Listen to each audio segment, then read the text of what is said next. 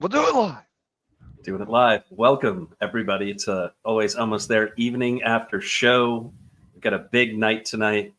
We are wrapping up the Continental Europe leg of tour tonight. This is it. We've had 7 shows in 11 days, and we're super, super lucky tonight because we have Garrett here with us who's actually on tour. We actually finally have a knowledgeable person on tour right now who's going to tell us about vibes. It's going to tell us about songs, experiences. He's in his venues, undisclosed safe space right now. All of it. Delicious foods, Yes. perhaps. But we're thankful to Goose for playing a brief 2-hour set so that everybody could get off early. Garrett could be here. Podmate of ours could celebrate his birthday.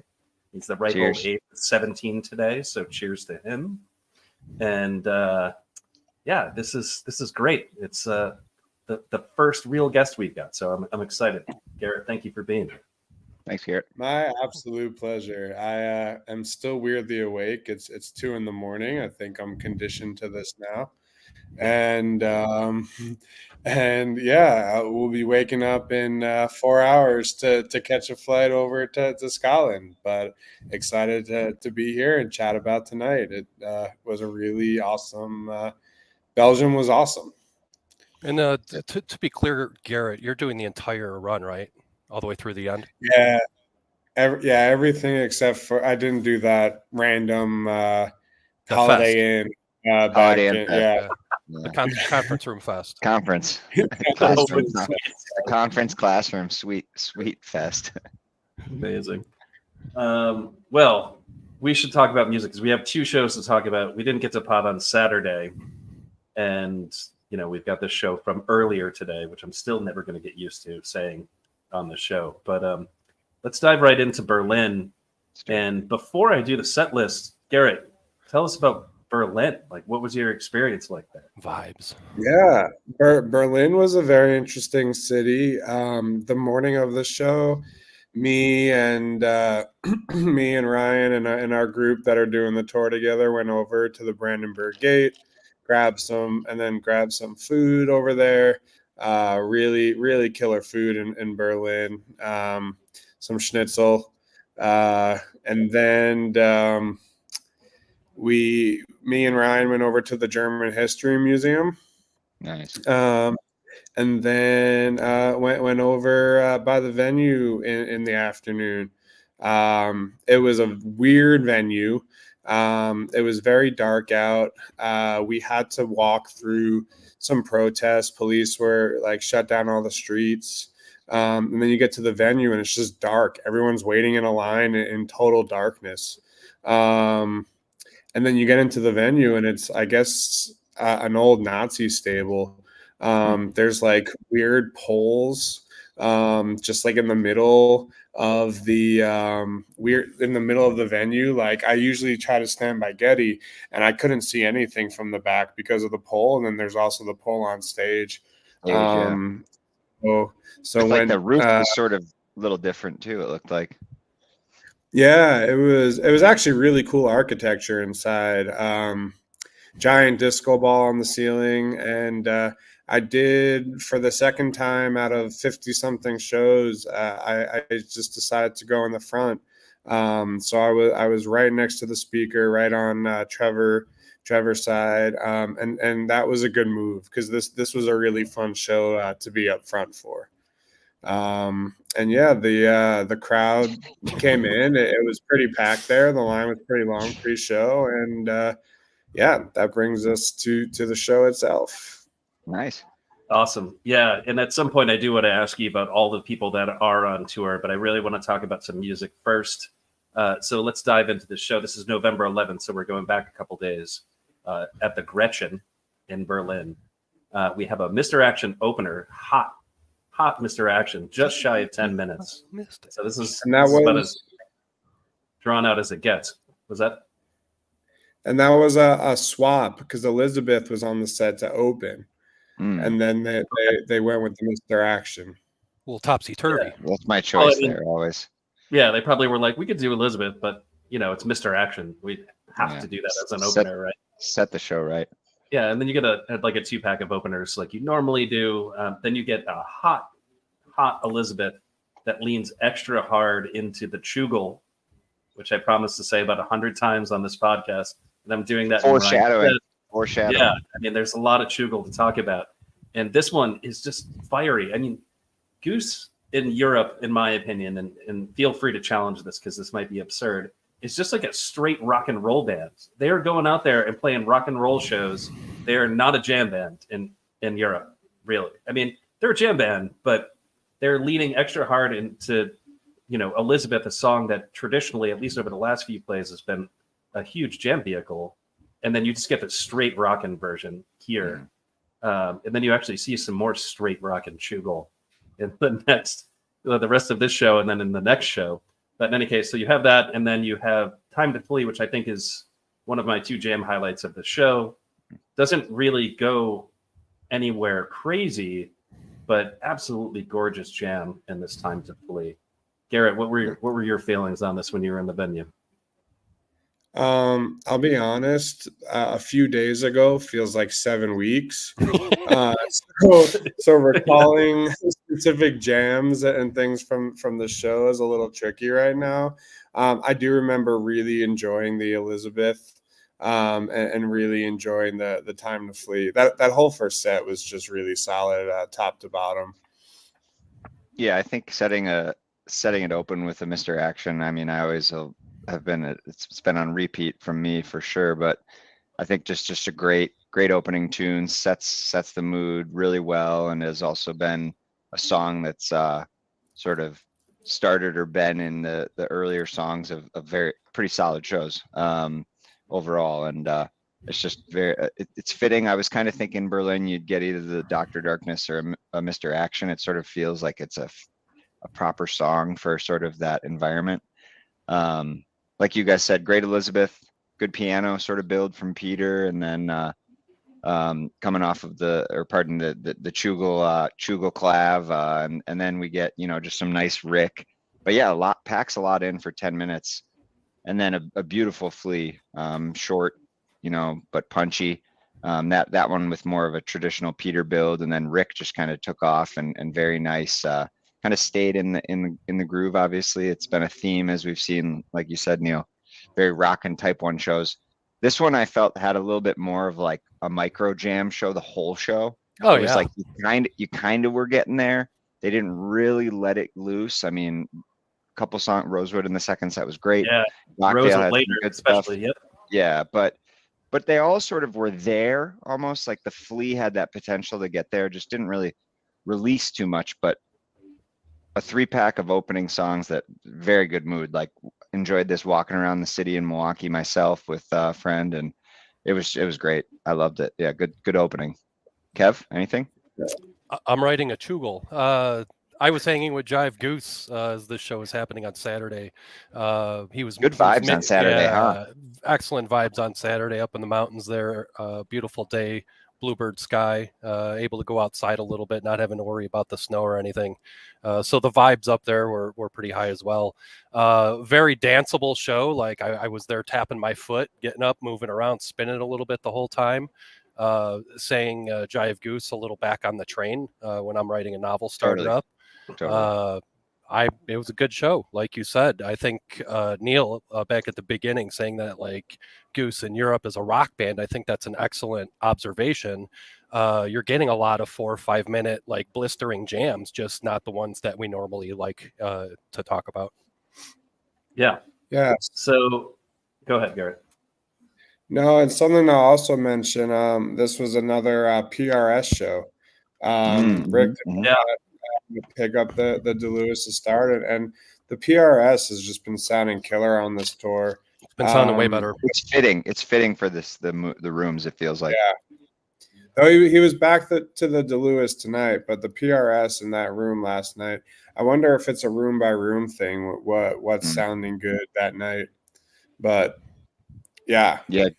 Good call on the Chugel, Kev. It kept going, huh? Keep going, Neil. I mean, end of the set. set. No, I just like really quick before we move on to the last 3 songs of the set, I just wanted to add like my feelings on the guitar controversy, right?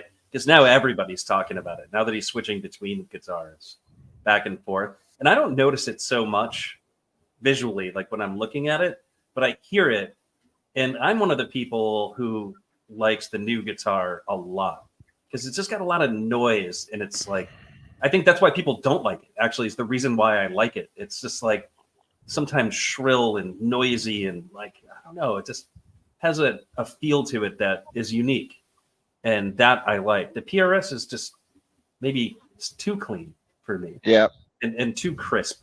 I don't know. I can't really explain why, but Well, I think like a year on from obviously the Taboos tour and off of Radio City, it's no surprise that I feel like Rick's obviously taken a couple cues Yeah. and has made his sound bigger, right? Like you can tell, like agreed. This last tour, spring, into a couple summer shows, all 2023, I've just like been enamored by the sound. Each show, it sort of feels like the band's sound is getting much bigger, much fuller, whereas the PRS is sharp, direct, good clean tone, but it feels like it's sort of as the band evolves, they might need that space a little bit more. They might need that shrill or those sounds or sort of those effects that can come off of the newer guitar and the new set from the DeLewis.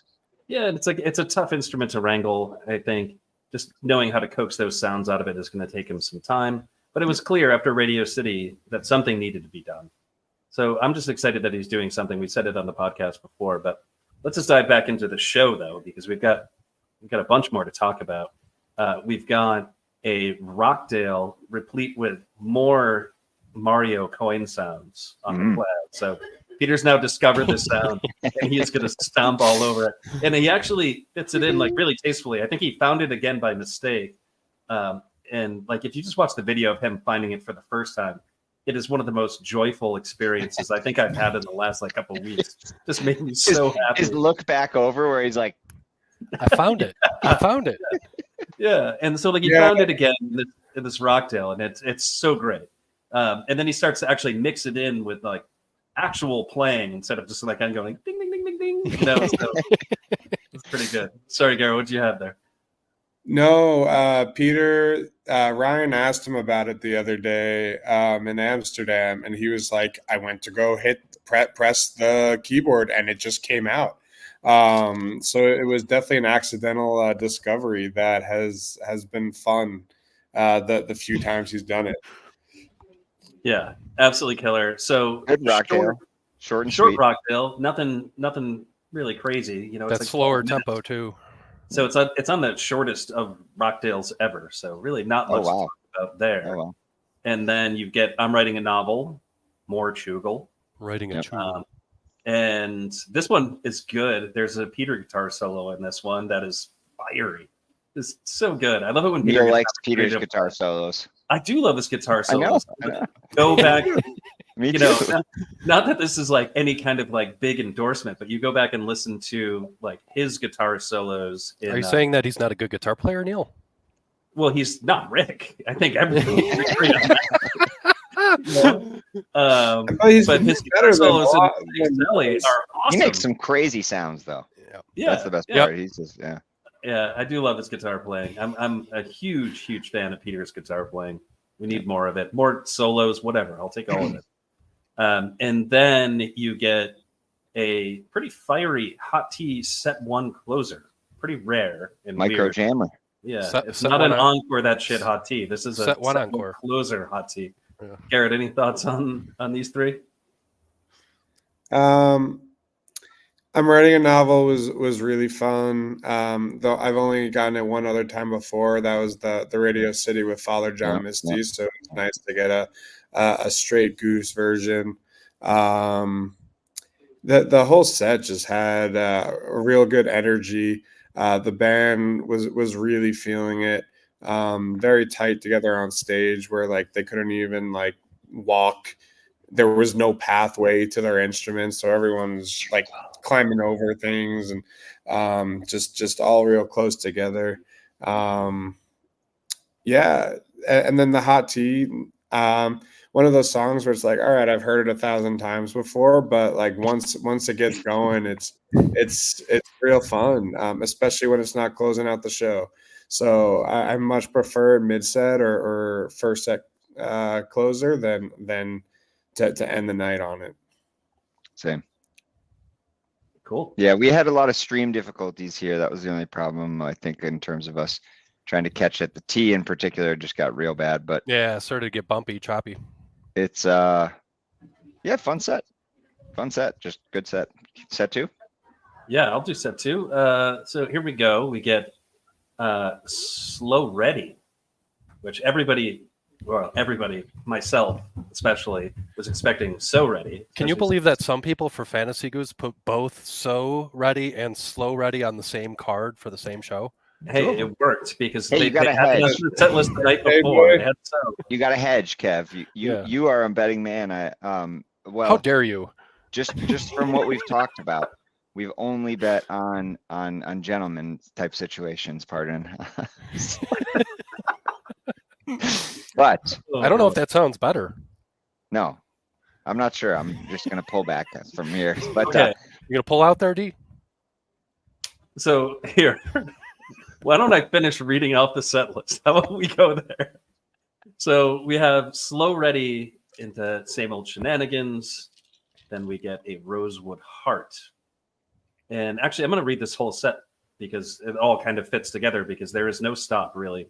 Then you get the Fifth of Beethoven and Empress of Organos. And so I think some things that I want to point out in the set, actually only one thing I really want to point out in this set, is this Rosewood Heart does like the first section of Rosewood Heart better than any first section of Rosewood Heart I've heard in a really long time. I mean, this is amazing. They lean extra hard into the drums on this. oh my god, man. Drums. I mean, you always get the amazing drums in Rosewood Heart, and it always surprises you. Like, holy shit, these guys are good. But he kept going the whole jam this time. Yeah, Like, I mean, it was just like relentless, and I love it when these guys have an opportunity to really flex their chops because they're incredible drummers, right? And they sound incredible together.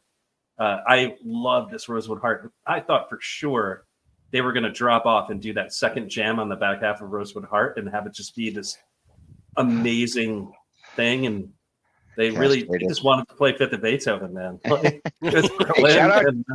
shout out Katie though. 8 points. I mean, hey, she called it. Yeah, she nailed it. Beethoven. Garrett, thoughts on that or? Yeah, so the Slow Ready was really fun. Peter was dancing with the curtain. He was doing his fish dance with his hand through the light rig up in the front, which was pretty fun. I guess he doesn't have his 2 keyboards to the left and right like he normally does on his normal setup. Yeah, the dance that he does. A little different, but it was still great. And the crowd was really pumped for it. SOS, one of my absolute favorite jams that they do with the Dawn. And it hits different in a small space. It's very emotional being up close for Dawn. Rosewood Heart was a very clear highlight of the night. One of the best jams of the night. But yeah, it could have kept going. The thing about Euro Tour that's been very hard is there are some nights that they're really feeling it and they just aren't given the time that they need to play the set that they need to play. And this was a case where Rosewood Heart like needed to get cut so that they can fit in that Beethoven cover in the land of Beethoven. And for the Beethoven is fun. And then the Empress was really good. It wasn't a typical like it went to a weird little place that I wish they had time to extend and finish, but there was a very hard cutoff. Rick knows exactly when he has to go into that final section. Going back to the Rosewood section for a second, yeah, they like attacked at the solos, which was. Yeah, it was a really great Rosewood and just a really fun show top to bottom. There was a set change in here. After Fifth of Beethoven, it had This Old Sea/Not Alone, a choice for them to Okay. play, and they chose to not do a landing pad due to time, and did the Empress, which was the right choice for that show. Yeah, I would agree. Face. Cheer. Even though Not Alone is Cheer for incredible. No, Not Alone. Yeah. Every version of that gets played as a gift, but it made sense in the context of the show. I agree. Yeah, I think Yeah. I think this is just like Garrett was saying, just a fun set. Like you get Slow Ready, you get SOS, Rosewood kind of kept it going, like, but it's sort of a semi landing pad in the sense of those first two songs, sort of like higher energy, and then maybe especially obviously the more arpeggiator dance part of Slow Ready. And then yeah, and even Dawn I still think kind of packs it as a solo. Like it's right, it's a little bit more of a moody, 8-9 minutes, but yeah, I agree. The Rosewood just was phenomenal. Driving attack from the drummers, as you were saying, Neil, and Rick was just absolutely slaying it. I think the PRS is a good example of here, like the plucking and like his solo is just like the movement within those types of jams is just so much cleaner than maybe kind of the bigger guitar. Little bummed on the fifth of Beethoven, sort of it like, and it just came out a little sort of awkward. I felt. Yeah, man, too. it was changed like, the energy a little bit there. yeah, they kind of had to sort of. Well, that's not even a hot take. They should have just kept jamming Rosewood and then done an Empress, but hey, that's okay. Agreed. A second jam would have been cool. I think the Empress was a good call though, as a show of a whole. Good, solid, 2 hours, 10 minutes. Like we're seeing 130 minutes of music. Tonight was 119, 118, or one set, like, so it's kind of just right around there each show. It was fun. Really good though. Really good show. Maybe one of my favorite whole shows so far. I would say just top to bottom, a very listenable show as well. Maybe it doesn't have the highlights of Paris, like some of those jams, but just very listenable. So yeah, I liked it. And then Yeah, Garrett, and, real quick, Garrett, I have a question for you. Are you able to comment at the Berlin show on the constituency, the audience, native fans versus the traveling Goose fans in that small venue? Yeah, what was it? 1,000? 800? I think it was 600 maybe. 650, yeah. Yeah. There was a point where Peter's like, "Who's here from Berlin?" And there was like 15 hands that went up or something. Nice. It was not a lot. I don't know if there could have also been a language barrier there where people like didn't know he was saying who's from Berlin. But this Pretty was a English show that speaking city though, right? Overall, and in terms of a lot of them, I hear Berlin can be. it depends on where you were. Yeah, and just to answer a few questions from the chat, yes, there are some cities where it's been more locals than others, but it's been a very heavy American presence at these shows. But I don't know if these shows sell like without the American presence here. They're still pretty not known. But what's happening a lot is people with extras are finding locals and bringing them to the show, Nice. and Nice. the locals really digging it. I mean, we just also ran into someone who went to the Paris show, was supposed to be in Europe just on a different itinerary, and changed their entire itinerary to follow the tour up through Brussels. Nice. So people are starting to bring others into the scene. And yes, Anna, I am team slow. Sorry, I didn't mean to take over your pad. Amazing. Actually, I think this is a good point to ask before we go into the next show. What like the traveling contingency looks like on this tour? You've got all of these folks from the United States there bouncing around between shows. We've seen a lot of updates of like folks that we know from Twitter and things like that. Like, how big is this crew of people? And I have a feeling you probably see each other a lot around town and things like that. Yeah, I mean, it's been wild. Like people, I sit on the train and I meet Goose fans next to me, And then we're walking around Amsterdam, and I run into these same Goose fans in a random bar there. Like, people are seeing each other all over. People are seeing the band all over the cities. It's been really cool. There's a group of us now that just kind of want, like, before the show starts, we find an after show bar, and then we just like kind of like have been taking it over and like hanging with the locals at the bar. It's been really fun, meeting locals and also traveling with the same people and just like having each other's back. Yeah. Yeah, it's got to Cool. be a great experience. Yeah. All right, let's do Brussels here. Awesome.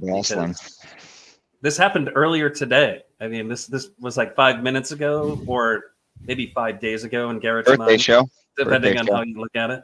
This is a big show, the most important Goose show of the tour, because it was somebody's birthday today. Ryan No- Stasek of Humphreys McGee. Happy Hey. birthday, Ryan. Hey. Happy birthday. Cheers. Yeah. Yeah, can you just tell us a little bit about the venue, Garrett? Yeah. Do you want Brussels report before the venue, dude, or sure. Yeah, you guys came in yesterday, and it was Allie's Yeah. birthday, so double birthday celebration. Let's give a shout. Let's not forget Chop's wife, Oh, yeah. Allie. So yeah, double birthday. Yeah. Brussels vibe report. Yeah, we Nice went square, in. as Hap said. Yes, like a square. really beautiful city. Surprised, like I didn't really know anything about Brussels, and last night we went and went out to dinner for Allie's birthday, and then just explored the city. Went to a cool tiki bar, and then we found the Rock Bar, which is where we also wound up tonight.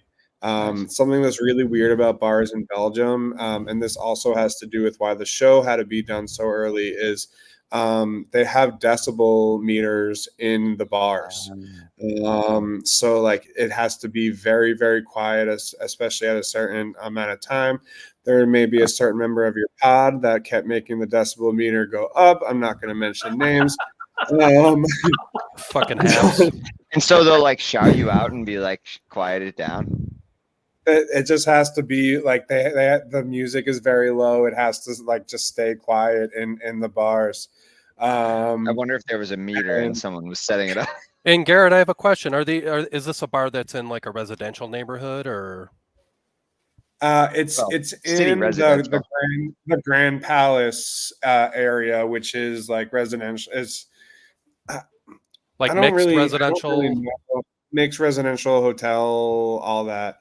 So yeah, they just, I guess per city rules, they just have to keep it below a certain volume. Was there any after a certain- mention? Was there any mention of changing like the theme of loudmouth Americans to loudmouth Canadians? I mean, the Canadians are American. No comment. No comment. No Yeah. comment, right? So then tonight was pretty today was good. You guys just kind of caught up and did a got Yeah. some food. I saw you had a little waffle vibe, yeah. Oh yeah, I've seen a lot of questions in the chat about the waffles. Nutella strawberry waffle it. was really good. I asked them like, what's the most popular and people's favorite one, and they said that's the one. You can't go But wrong with they had Nutella. yeah, all sorts of waffles. The fries are another big thing here. The frites and yeah, Little frites frites. and Frites and yeah. mussels. Oh, frites and mussels. Yeah. Chop had some killer mussels last night. Yeah. So we kind of were separate today. Ryan went to the auto museum, the car museum. Haps did his thing, and I went and just grabbed some food in the morning. Went by, there were people lined up at like 10 a.m., which was interesting for a venue that small, but it also made sense, like if you want to be up front, like with a tiny venue like that. 250, smallest then- venue right now. 280, yeah. You have tour, smallest, yeah. Yeah, all this information can be found in the comprehensive guidebook that that Garrett put together. Yeah. It's impressive, impressive stuff. Thank you. Like, show this thing around and blows people's minds. So if you haven't seen it, find it. It's How about this one set show? This is a one set Yeah. show. Yeah. So we found that out. Yeah. Go ahead. What were you saying? No, a No, few of us went in and grabbed drinks like right before the show. We decided to like not go there till like 7:15. And we found out while waiting that it was going to be a one set show. And actually, like, we were happy with the time constraints. It makes sense to not try to force two sets into that time. And this was at that Rockdale bar? We went to Little Delirium was the name of this place. Got it. On Anspach Road too, right? Peter posted or something. It was like it literally was on a street with his name. Which is incredible, actually. Yeah. Like, who knew? Yeah. That was a common name out there in the world, or common enough to be the name of the street.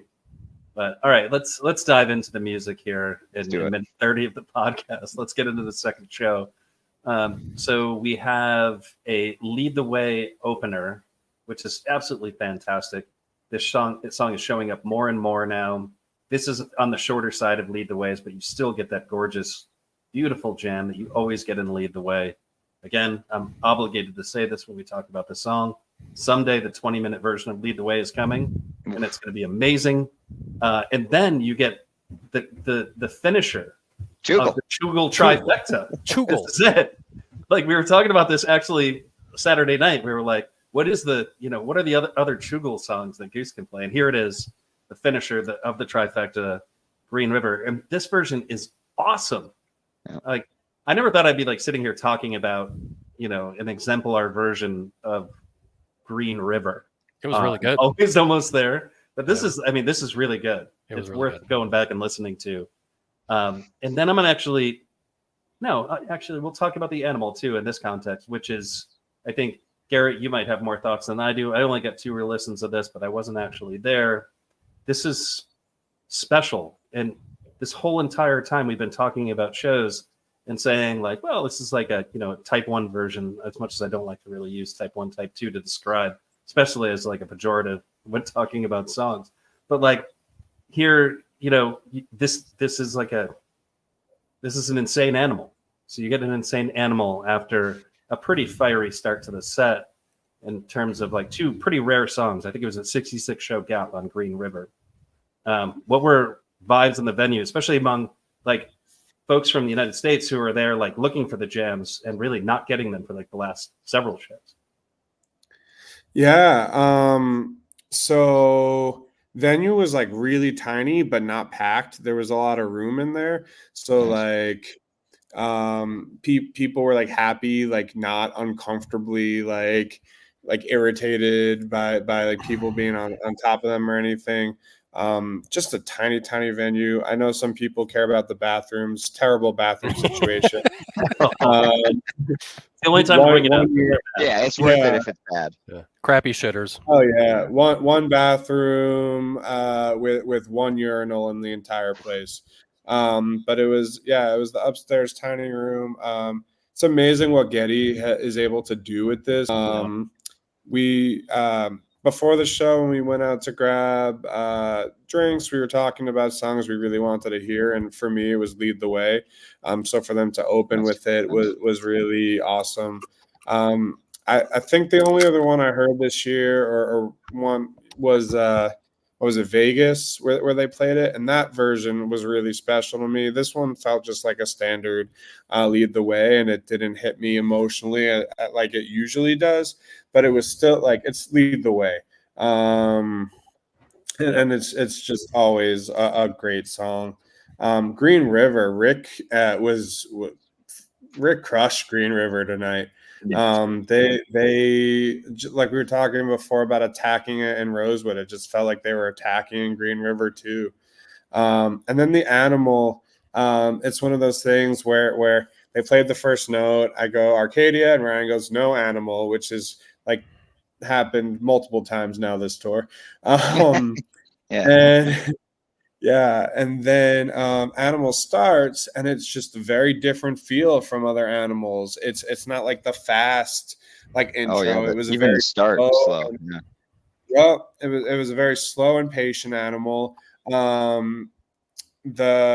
You couldn't really hear the animal sounds like the elephant and stuff, which kind of was great to not hear that, even though like it was still there, like faint, but it wasn't like huge in there. And then it was a pretty standard first jam.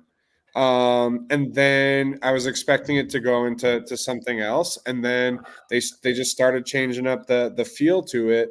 Ryan goes to me, finally, I've been waiting for them to do something new with Animal. And then they went into that like blissful, like I don't want to say Reba-esque, but like just that blissful section.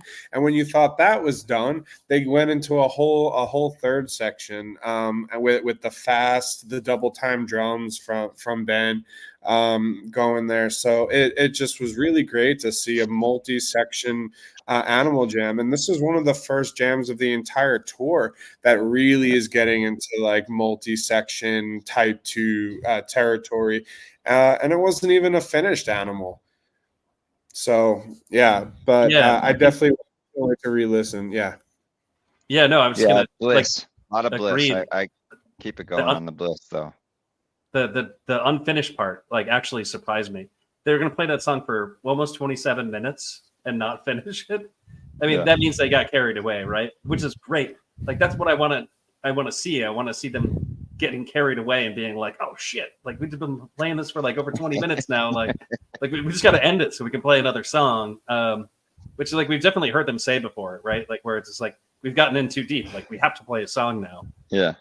So sorry, Danny, go ahead. What do you got for No. I think that we've sort of seen the trajectory of the few jams we've gotten, but even just with Rick's playing has been very major, very, very, very blissful type jams in a lot of these, even if they're smaller package type spaces, but out of the All I Need in Paris, very sort of bliss based segment. And it was good. Jeff said, we had a friend of the pod, Jeff Hill said, he felt it sort of like the Animal was almost like packaged jams though, right, Garrett? You sort of, like you said, you had sort of one, and then we had like another, and then we had like another, and it was like, I mean, just like the Wisteria from a few nights back in Amsterdam, and another jam, like, we had another buddy who sort of caught on. It's sort of, they're like taking those themes, but I liked it. I was surprised. It's sort of from the start, like you said, it just was, even the intro felt really slow and kind of just different, and it was great. It's one of the highlights of the tour so far for me, for sure. Yeah, I personally really enjoyed this Animal. You couldn't even leave to go shopping. Nah, man. Yeah, I had some personal errands to run, and this Animal kept my butt glued to the seat till it was over.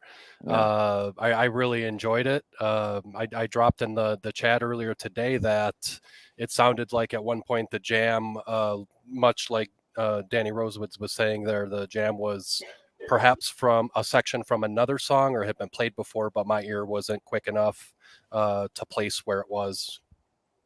Yeah, I was thinking when I heard that, well, I heard a couple different things. That very first jam, the jam that actually precedes the song, which is awesome. Like that little segment. Song. Yeah, little segment. It sounded like Fish in the Sea to me.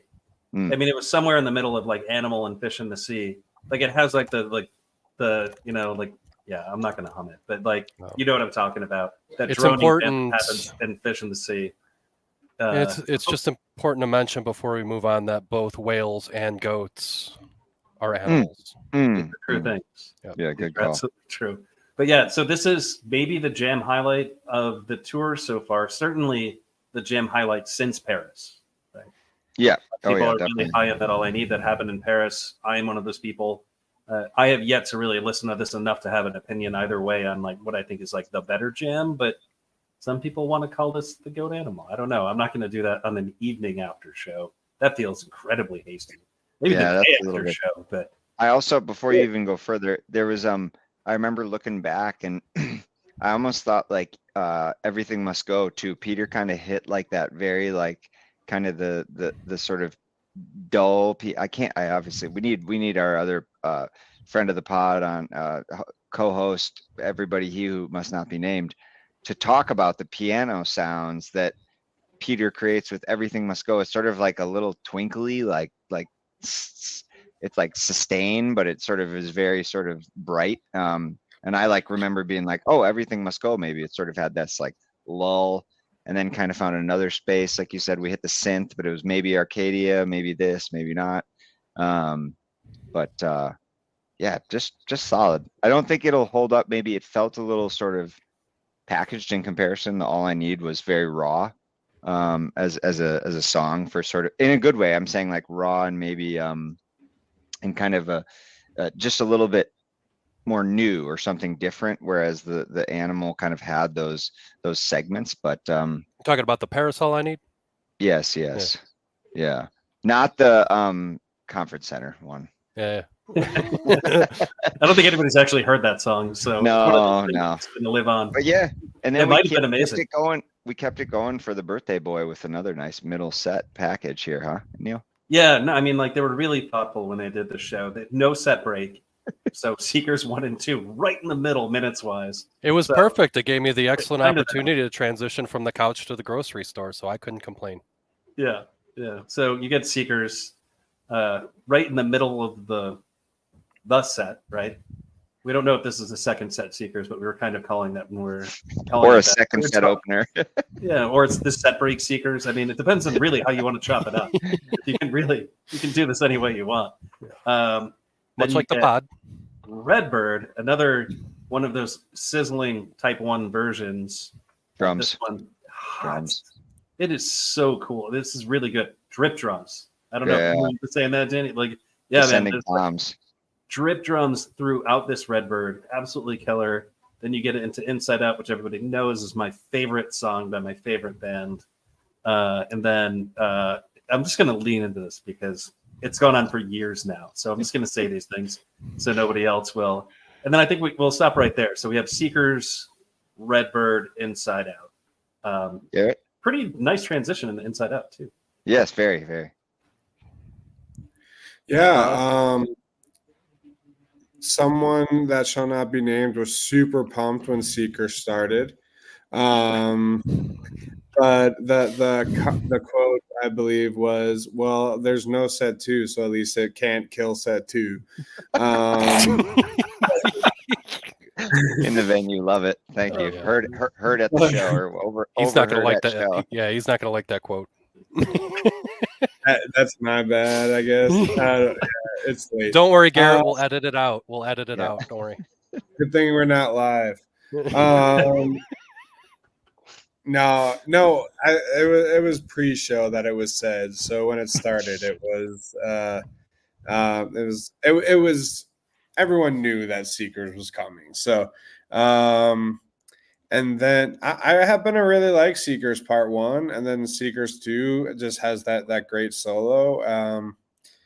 And after Animal, it was kind of nice to have Seekers, and not as like a breather song. It wasn't like a landing pad, but it was just Good nice. connector. Good connector. Yeah. For the set. Yeah. Yeah. And then Redbird was really good. I don't recall it like going any place like crazy. It kind of stayed in the same area, but the Burden in Belgium was pretty fun. Lots of people singing along. And then Inside Out, one of my favorite covers. I do really love it. My very first show, I got a Lead the Way opener, and then an Inside Out later on in the show. So it was fun to get that again. Inside Out had a bit of a unique jam tonight too. It wasn't a normal Inside Out. Yeah, like an exceptionally bluesy jam for Goose. Actually, when I was listening to that again, I was like, they didn't take this in like the indie rock, we're going to jam this out in an indie rock direction, which you'd expect there. It felt, I don't know, like they leaned into the bluesiness of it, and it was pretty cool. I enjoyed that. And I do like Inside Out too. It's just my friends like to insist that I'm the biggest Spoon fan there ever was. But, You're the biggest Spoon crossover fan I would no contest. Like Goose Spoon crossover guy, you're Yeah, the no. number one guy. Yeah, I too liked the right away we heard that synth kick up from Peter, but yeah, kept in it. It's tough. It's crazy, right? You say like a type 1 bird. You say like a type 1 bird, and now it's like 16, 17 minutes, right? Or whatever, 15 minutes. It's just yeah, it's good. Good little combination here. I liked it a lot. And then little end of the set, maybe. Yeah. Kev, unless you got others Redbirds. Oh, I'm good. You guys go ahead. I just want to say we have 6 round 7. Maybe that's how you pronounce that. I don't know. Trom. Incredible stats in our chat, and then there's this, which I think he's trolling. I don't know. Hey, man, if there's a song that would be cool jammed out, you think about the Trevor bass solo to start. You got a bigger Rick solo in the middle, something. Yeah, that'd be fun. That's Or actually true. There's Like places to split them go. up again. I think we go back. Like it'd be fun. You split Seekers up would be sort of more interesting. I think it would just kind of coming back, knowing it's coming or something, and sort of sitting it in there. It's just sort of like Seekers 2 is a great cool down, right? Wouldn't it be out of a huge jam? Yeah, Or sandwich something in between it. You know, just not to take this out too far, because we're getting long in the podcast. We gotta wrap this one up. How But, dare you? like Seekers 2 We never do that. and Everything Must Go can do similar things, I think. Mm, Like you could probably jam out Seekers 2 in a way that, you know, Everything Must Go does. there And I you think go. it'd be pretty sick. So here's putting that out to the universe. Let's do Yeah. it. Let's jam it out. All right, so here we go. Last 3 songs of the set. We have this is anticlimactic actually, because we're coming on like the back half of the show. You get abbreviated Hunger Sight and This Old Sea, and then a So Ready to close it out. And this show in terms of the jams, probably not the fire. And so Garrett, you're gonna have to speak to this because it's probably pretty fun, all of these together. But short versions of everything here. Mhm. Maybe not So Ready. I don't really know. I didn't re-listen to that one, but the Hunger Sight surprised me. This Old Sea surprised me. But that's the theme of This Old Sea in Europe. You're getting short versions. So what are your thoughts? Yeah, the Hunger Sight was it definitely was short. There was some clapping in Hunger Sight in the beginning, which apparently Europeans really like to clap. Had to do a clap tweet in the beginning of Hunger That's what the Sight. clap tweet was. All Clap right. tweet. Yeah, clap tweet. It's a European.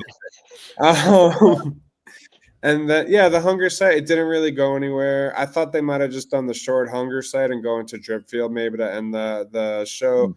On the set list was Dark Horse after Hunger Sight, which was What about cut, you? and This Old Sea was added in, which it made sense, but also I'm looking at the clock at that point. It's 9:50.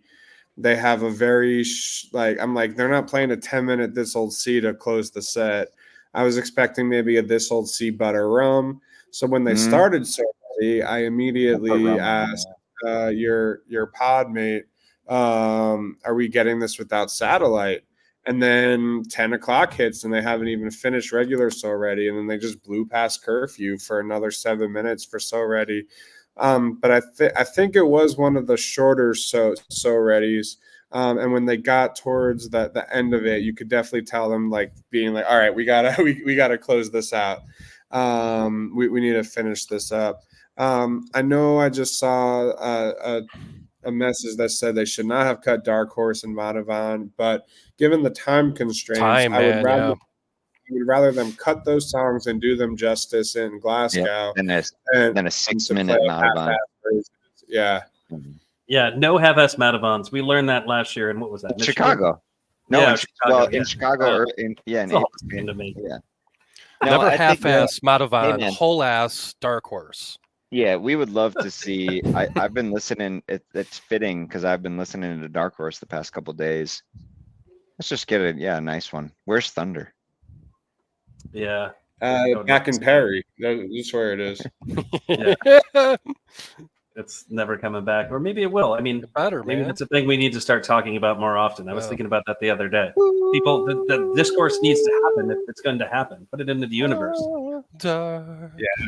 That was actually pretty good, Kev. Like, horse That was me. That was Oh, me the there. Yeah, night. yeah. I love the thunder. Yeah. Oh man, Vickers, I wish I could post that picture right now. In any case, The birthday boy dark Yeah, I horse. like to celebrate Ryan. yeah, Gosh, not darn the it. birthday boy Dark Horse. That one's easy. So, Garrett, I just want to thank you for coming. Glasgow next. That's fun. This is the best episode of Always Almost There evening after show ever.